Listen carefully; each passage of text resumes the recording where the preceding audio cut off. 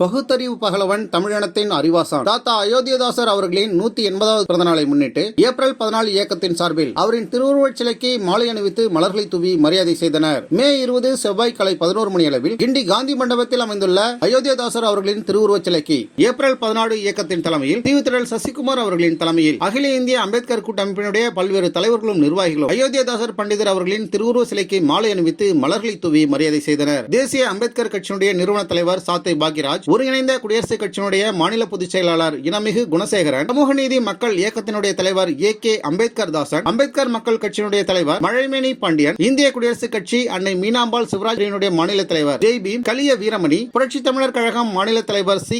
பாக்யராஜ், தலித் மக்கள் பாசறை நிறுவன தலைவர் ஏ.எம். இளங்கோவன், வெகுஜன மக்கள் கட்சி நிறுவன தலைவர் சத்யசீலன், ஜனநாயக புலிகள் கட்சியினுடைய தலைவர் ரா. தாயுமானவன், தென்னிந்திய மக்கள் முன்னேற்ற கட்சியினுடைய நிறுவன தலைவர் மு. க. கோபிநாத், ஏப்ரல் 14 இயக்கத்தினுடைய சிறுபான்மை பிரிவினுடைய மாநில தலைவர் இக்பால் மற்றும் ஏப்ரல் 14 இயக்கத்தின் புதுச்சேரி மாநில தலைவர் நித்யானந்தம் உட்பட பல்வேறு அமைப்புகளின் தலைவர்களும் கட்சியின் நிர்வாகிகளும் பகுத்தறிவு பகலவன், தமிழின பேராசான் தாத்தா அயோத்திதாச பண்டிதர் அவர்களின் 180வது பிறந்தநாள் விழாவை வெகு விமர்சையாக கொண்டாடினர். தென்னிந்தியாவின் முதல் சாதி எதிர்ப்பு போராளி, சமூக சேவகர், தமிழறிஞர் மற்றும் சித்த மருத்துவர், திராவிட இயக்கம் உருவாகுவதற்கு வித்திட்ட முன்னோடிகளில் முதன்மையானவர். ஆதி திராவிட பின்புலத்திலிருந்து 19ஆம் நூற்றாண்டின் இறுதியில் ஆதி திராவிட மக்களின் முன்னேற்றத்திற்காக அரசியல், சமயம், இலக்கியம் ஆகிய களங்களில் தீவிரமாக செயல்பட்டவர் பண்டிதர் அயோத்திதாசர். 1845 மே 20 சென்னை ஆயிரம் விளக்கு பகுதியில் பிறந்த அயோத்திதாசர் தனது தந்தையின் பணியின் காரணமாக நீலகிரிக்கு இடம்பெயர்ந்தார். பெற்றோர்கள் இவருக்கு இட்ட பெயர் காத்தவராயன். ஜார்ஜ் ஆரிண்டனிடம் வேலை பார்த்து இளம் வயதில் அயோத்திதாசருக்கு பல வகைகளில் உதவியாக இருந்தார். சதாவதானி, வைரக்கன் வேலாயுதம் அவர்களிடமும் வல்லக்காத்தி வி. அயோத்திதாச பண்டிதர் ஆகியோரிடம் கல்வி கற்றார். தமிழ், சித்த மருத்துவம் மற்றும் தத்துவம் ஆகியவற்றில் ஆழ்ந்த புலமையும்,